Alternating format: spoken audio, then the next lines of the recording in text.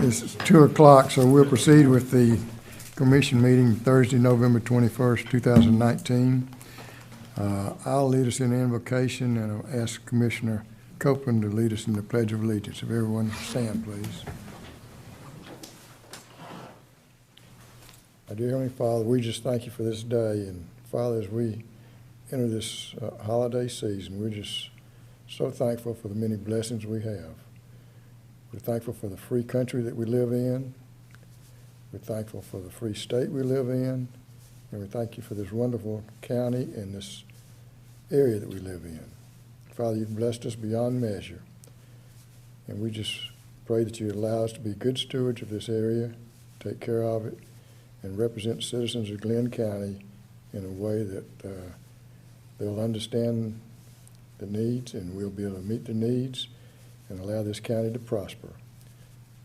And Father, as we enter this holiday season, we just thank you again, and thank you most of all for your Son, Jesus. In his name we pray. Amen. Amen. I pledge allegiance to the flag of the United States of America and to the republic for which it stands, one nation, under God, indivisible, with liberty and justice for all.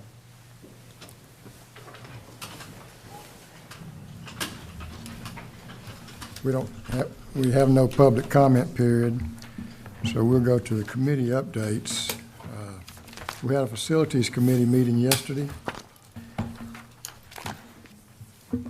On the plants, the report is that the Academy Creek is operating at about 57%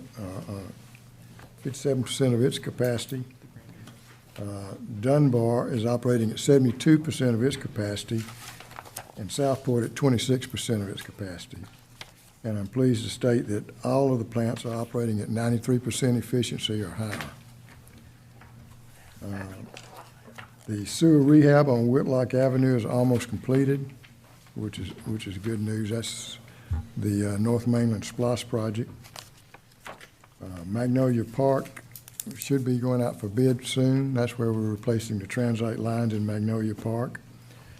The Ridgewood Water Production Facility bids are due December 3rd. And the mainland smoke testing is complete. We're just waiting on the final report. I think we tested over 100,000 feet of sewer line, and they found 700 defects. So once we see the report, there's a couple of the big defects that we've already addressed, but once we see the report, then we can approach fixing those defects just like we did on St. Simon's. And then we had a discussion on the SPLOST projects, proposed SPLOST projects. And basically, we hope we'll get the full amount, or something like $32 million from the county, but we're just not sure.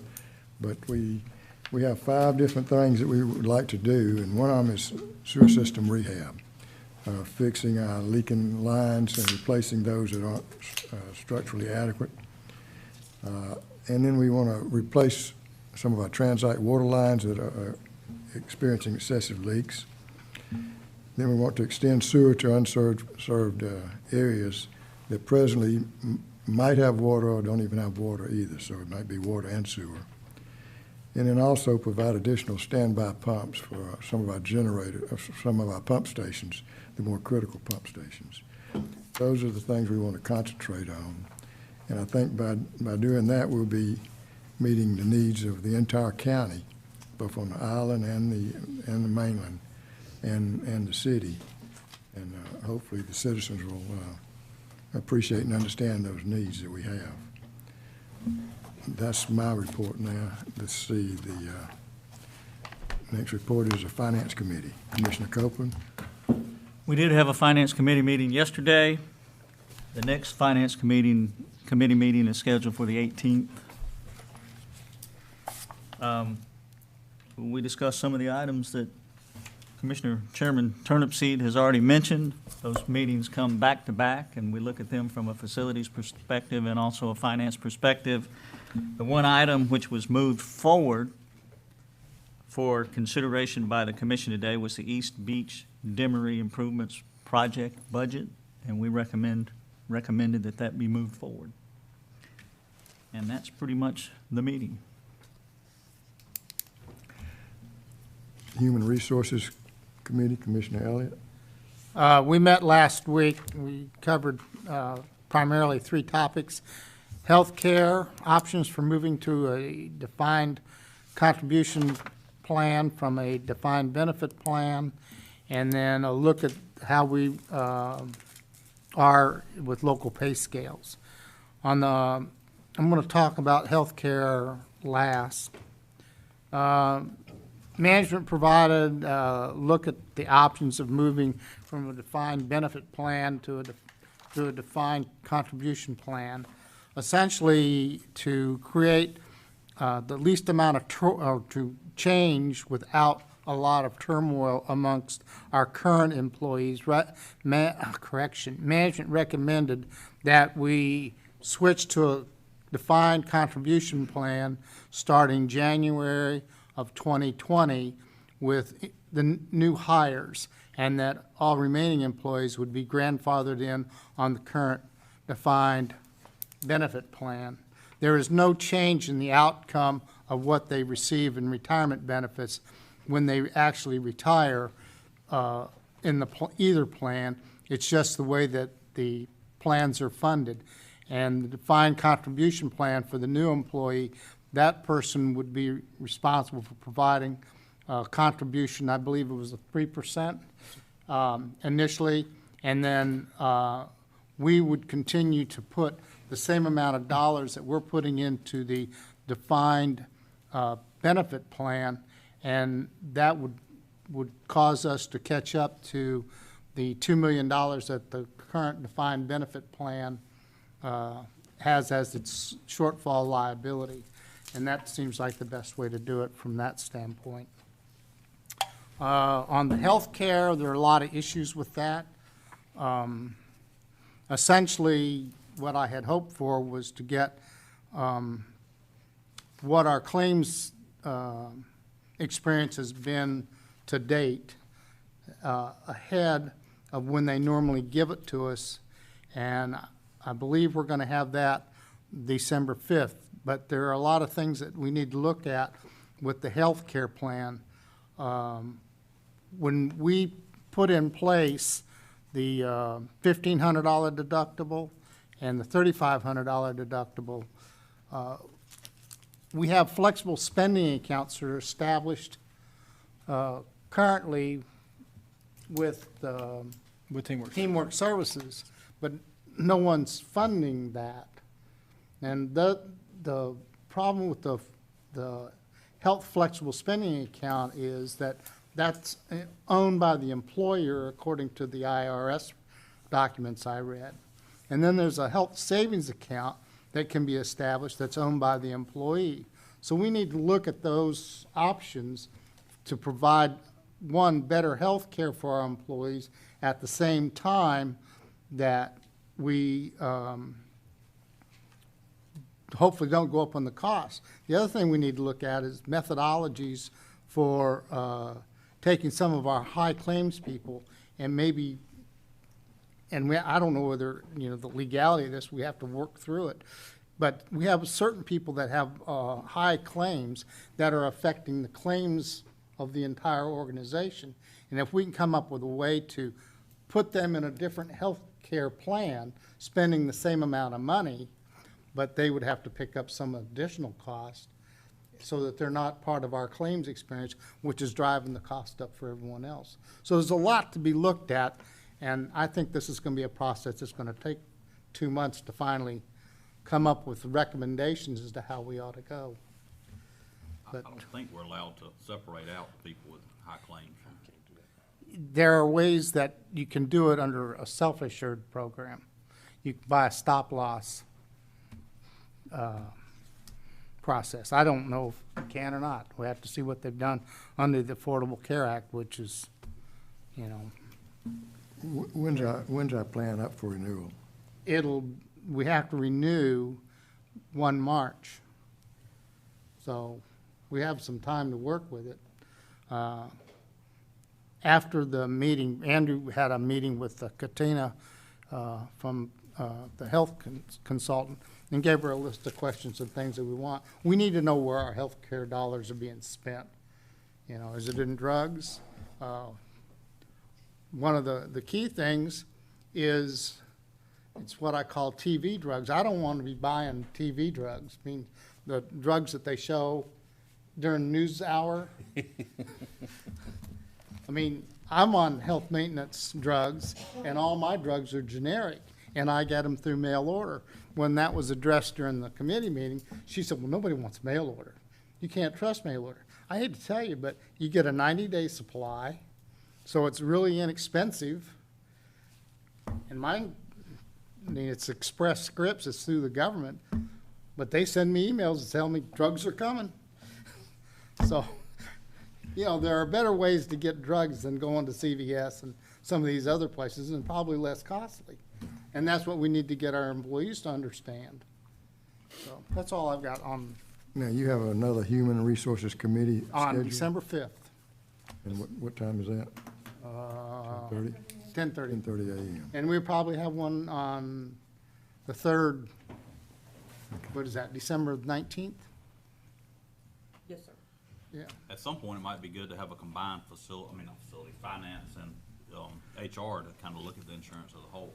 Okay, I that's mean, fine. It might We be a can good do idea to that. kind of have both Well, groups. that's probably true, and probably also to look at the defined contribution plan that we're proposing too as well. You know, I think we still have a few bugs that we're trying to iron out, but, you know, I think for a joint meeting and to see exactly what's costing us would be a good thing to do. I think the more of us that sit down and talk about this, Yes, the sir. better it'll be. Well, that means at 10:30 before the regular meeting at 2, so Right. any commissioners that want to attend, it'd be good if you can attend. That'd be fine. Or do you want to combine and go, since finance is on the 18th, Wednesday the Well, 18th I don't mind putting at 3? finance and human resources on the agenda. Do you want to meet on the 5th with us? I'd rather meet on the 18th. Or we'll meet on the 18th? We'll meet again, but I've got this one meeting set up. That's fine. But we'll meet twice. We That's can all right meet with you, twice. sir. I don't mind. Sir, Whoever I'm wants to on meet, yours. whoever wants to meet for the Okay. first meeting, we'll do, and then if we have to have another one, we'll have another one. Okay. All right, thank you for your report. Any other commission, any other chairman have any reports on any committees? Hearing none, we'll proceed to the approval section, the minutes from the November 7th, 2019 regular meeting. I hear a motion to accept those Mr. minutes. Chairman, I move that we accept the minutes as submitted for the meeting of November 7th for a regular commission meeting. Is there a second? All in favor indicate by raising your right hand. Motion carries 7-0. 6, I was absent. Okay, 6-0. I didn't vote. Minutes from the November 7th, 2019 executive session number 1. Mr. Chairman, I make a motion that we approve the minutes from the Thursday, November 2nd, 2 p.m. executive session number 1. Second. Motion and second. All in favor? Motion carries 6-0. Minutes from the November 7th, 2019 executive session number 2. Mr. Chairman, I make a motion that we approve the second executive session from the same day and meeting. Second. Motion is second. All in favor? Motion carries 6-0. Please pass the minutes of the executive session.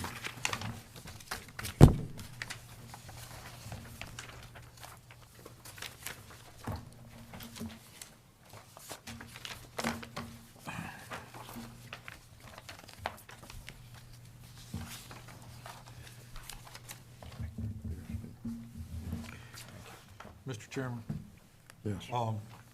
I wrote it down that the Finance Committee meeting is going to be on 12/18. Is that right? That's a Wednesday instead of a Thursday, That's right, we usually do it at 1 o'clock. okay. We did it yesterday at 1:45. We can adjust the schedule as necessary. No, well, I was just trying to make sure I had written down the right date. And we'll have facilities meeting that afternoon at 3. Same afternoon. Is it possible, Janice, if we're gonna keep that kind of that same format tentatively and go ahead and calendar those for the year as well? one of the struggles I'm running into is if it's not calendared early, then, somebody grabs that spot, and then I'm kind of in a spot. I mean, I can, commit to it if I know it's coming, but, Yes, sir, and Chairman Turnipseed had asked me about going ahead and preparing the calendar so that you all can review it. and even if a finance committee or facility committee or whatever committees changes, I mean, at least we can get a, placeholder on all our calendars going forward so that something doesn't grab that. Thank you. I think in the first meeting in December, we'll have a calendar for us to discuss. Okay, that makes a lot of sense. Okay. Thank you. Item 4 on the agenda is Alabama CPOM CIPP contract award. This project was presented to the Facilities Committee and also the Finance Committee, and both committees approved it for presentation to the full commission. Bids were received, and we had 6 bidders. And the good news is the low bid is IPR Southeast LLC with a total bid of $599,937.45. But the really good news is it's substantially below what our estimated budget price was. There's a recommended motion in the packet if somebody would like to pass that motion. Mr. Chairman, I move that the Brunswick-Glynn County Joint Water Sewer Commission enter into a contract with IPR Southeast LLC in the amount of $599,937.45 for this CIPP repairs to the Ultima Avenue Corridor and CPOM's development projects. Second. There's a motion and a second. Are there any questions? I want to say one thing. Since we're going to be saving the money, the next item, some money, some of this is SPLOST funds. The CPOMS is SPLOST funds. Yeah. And so, some of that can go towards some future projects or something like other SPLOST projects or something like that. Is that correct? The SPLOST 5 funds, checked with Mr. Dormady earlier today. The way that agreement was written, it has to be used for sewer, that money has to be used for sewer repairs in the CPOMS development. We do have rehab that needs to be done in CPOMS East, CPOMS West. This is just the ones on the east side. So we certainly have future projects we can allocate those funds to. And we could issue a change order for that, is that Yes, correct? we could amend that IGA, yes, sir. And anything that's left over, the pursuant to the agreement goes back to the county as well. So we can't, just shift it around to wherever we want to. So, but within the project, within the stated area, within the contract, yes, sir. Are you done, Mr. Chairman? Yes. I had a question as well. On these, a lot of these, we have unit pricing on. Are these fixed units, or is this meant to be linear as we have to adjust units up and down? They are fixed units. They are fixed units based off of our best information. When you get into the line, the footage that we have in our GIS system may be slightly off, based off of the distance that they actually end up lining. And at that point, would we adjust the price up and down based off the unit price? Yes. Has anybody kind of looked at, because, and my only point is the number 1 and the number 2 bid, low and low 2, that's not a good way of saying it, low and second low are very, very close together. And if there was a big unit cost in there that was significantly lower for the number 2, it wouldn't take many units before that might become. So I didn't know if anybody had considered looking at the individual unit cost to make sure there weren't any significant outliers out there in one category or another that might, change the formula, for lack of a better term. There's probably a break-even point. I'm just picking one line item, find one. Just line item 12, for example, 12-inch CIPP. The low bid is 79, the second low bid is 49. So if, for example, our unit cost was off on that one significantly, that would significantly change the scope of the project, or the cost of the project. And there's some other ones that are significantly low one way, significantly low the other way. Right. I just wanted to make sure that we've considered that and we Yeah. have calculated those outliers to make sure there are no significant ones. We did take a look at that. We believe that they'll balance out based off of the differences in costs across all the line items. And one thing, too, the total cost of the project will exceed what the contract amount is because we have these per segment costs required to prepare the line for lining. So, and those costs were extremely close between the top 2 bidders. So that likely will have very little impact on the overall cost between those two bidders. Those will have a much higher chance of changing than anything else. So the contract, we won't end up spending 600,000, we'll spend significantly more. I wouldn't say significant, but yes, it will be more than 600,000. What are we expecting? There's, Just in terms of count of segments, what does that mean? we have a total, there's 12,000 total feet. You're looking at max 40 segments. So 40 grand. Be 40, 50 grand. So it won't be, and it's not gonna double it by any stretch. We'll still be well under the budget. I think in the future, on most projects, after we take bids, we need to have a 5% contingency in there. For us just to understand what generally a project runs. When it's being estimated before we bid, we usually have a 10% contingency. So that'll cover some of the questions you had. No, and I agree, I guess all I wanted to say, and I'm not saying anybody would do anything fishy, but I have seen contractors give a good fixed sum and then give a really, really high unit cost on one or two items that they feel like we've missed the units on, and then you end up getting a change order.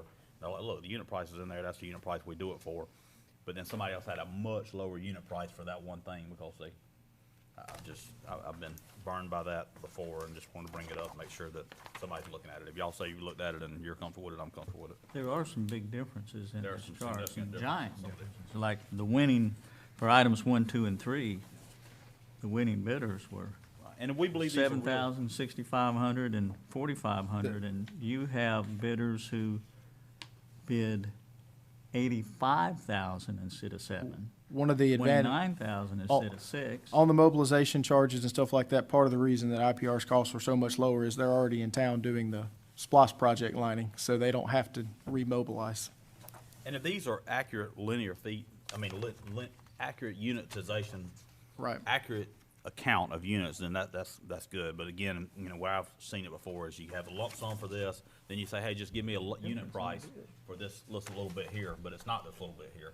It's a unit price that ends up being 10,000 units, Right, at sure. $3 each. No, the units on the linear footage should not change significantly. Every unit price contract, you're gonna have contractors putting the profit in different items. Absolutely. But we have a right to award it if it's an unbalanced bid or something like that. We have a right to not necessarily go with a low bidder if it's unbalanced, and we see that they're doing something like that. In this case, staff does not think it is, so. No, I'm fine with it. I just want to make sure we That's a good consider point. it. Very And it good. might not hurt at the end, once we know the unit cost, to see where we would have landed if we'd have applied those. Sure. That way, just for our own internal benchmarking. Absolutely. Any other questions? I'll shut up. We have a motion and a second. All in favor indicate by raising your right hand. Motion carries 7-0. The next item is the East Beach Demery Improvements Project budget. This is a project that is at the East Beach Demery proposed roundabout, and it's for relocating the utilities in that roundabout. And the county's paying for some of that utilities relocation, but we're having to pay for a portion of it. And I'll let our director explain that to you.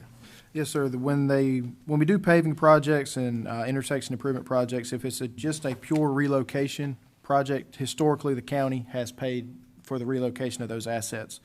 At this particular intersection, we have 4 force mains from different pump stations that would cross the lanes, and we're requesting that those 4 force mains be manifolded into one. Those current force mains dump into a concrete vault would be in the median that has already been rehabbed twice.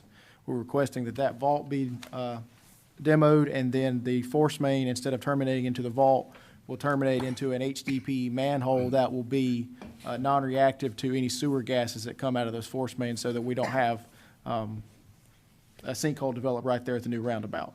So the improvements that we're requesting above and beyond a strict relocation is the request here to pay for those.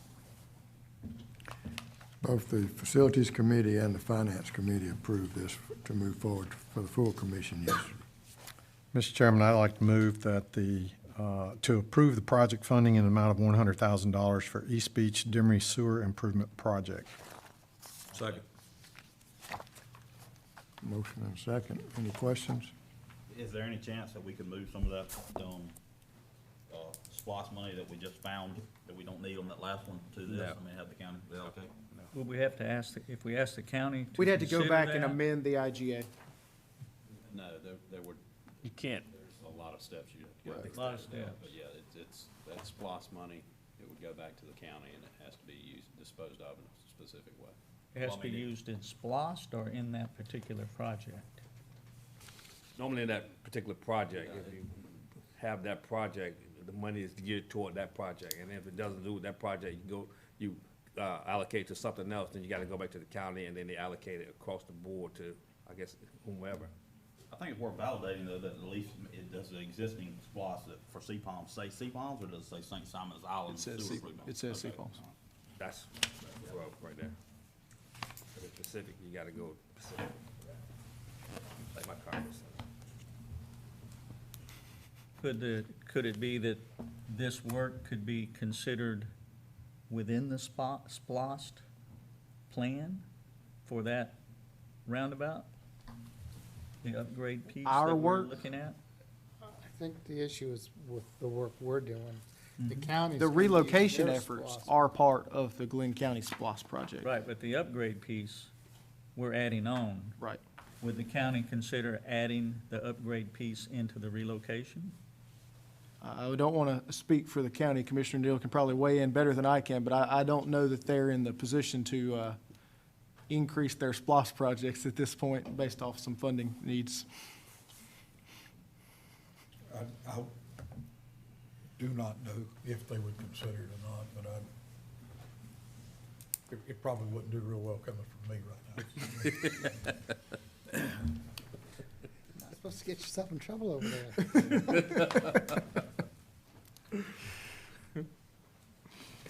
We can certainly ask the question, and then whichever way we decide to fund it based off of their response with the R&R or SPOS funds, we could do. So just for learning, what happens to the money that goes back for St. CPOMS? I mean, it goes back into the general fund and dispersed back to all SPOS projects? How does that? I'm not exactly sure, but it would go back to the county, and I think it's spread out over other projects. is. Is that right? It's reallocated, So if it's not technically, used. it may be able to be used on the county SPOS project at East Beach.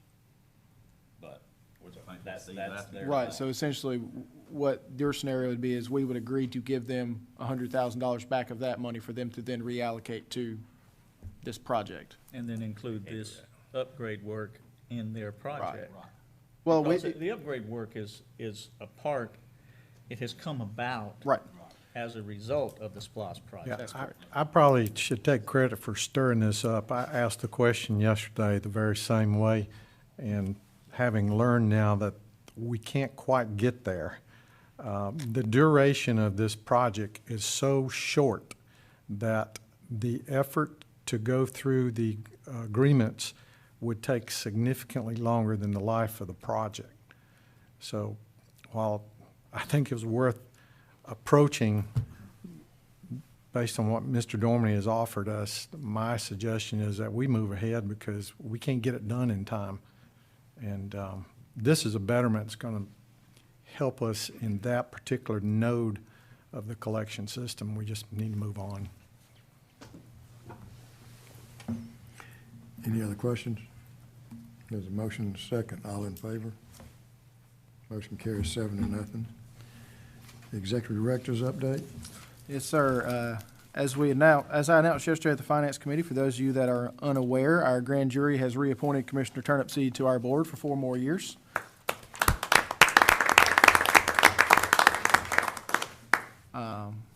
We have the ordinance revisions that were placed on the city agenda last night were approved to go for public notice. They will be out for notice for 2 weeks, and then hopefully will be approved on the 4th in order to move forward.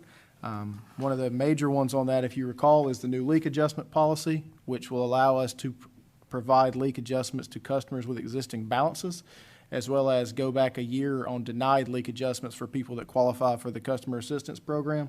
So hopefully we'll be able to process several of these prior to Christmas and give people a little bit of a Christmas present with some leak adjustments there.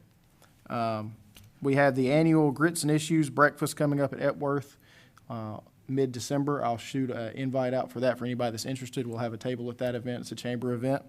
And then our annual Christmas party is on the 4th, which is a Wednesday, right before our next meeting, and that'll be at 11:30, and certainly all the commissioners are welcome to attend. Question, Andrew, is, the same thing that you presented to the city gonna be presented to the county tonight?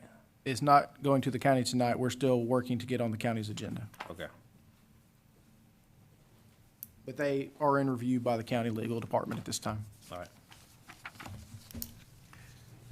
I want to reinforce what Andrew said. The Christmas luncheon is December 4th, and it's at 11:30 at Howard Coffin Park. And this is when all of our employees come, and they bring their families and their children sometimes, and it's a good time to mingle with them, and I hope all the commissioners can at least stop by, and hopefully you can enjoy a very good meal. And there's a dessert eating contest, and I think if any commissioner wants to be on that contest, Not dessert eating it. with cooking. Depends on which side But you you're gotta on. be a tester, somebody's gotta be a tester, taster. So I'm sure Janice is looking for some people to be a judge on those things, which enables you to taste them before they get run out. But I hope y'all put it on your calendar. Did you calendar those? I'm sorry? Did you calendar those for us all, or?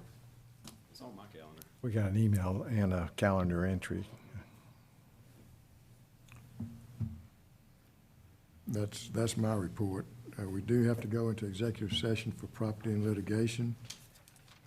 Do I have a motion to go into executive session? We would go into executive session. Second. Indicate by raising the right hand. We'll proceed in executive session.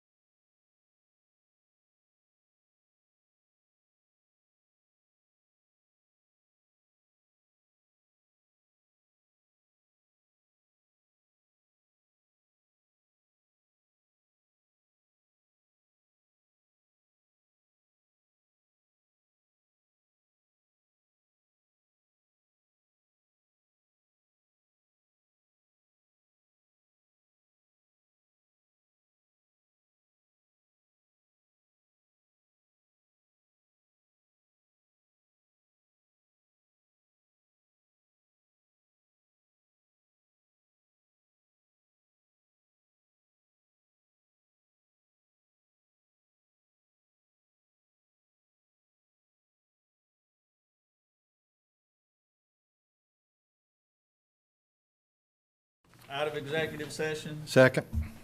Third. Motion is second. All in favor?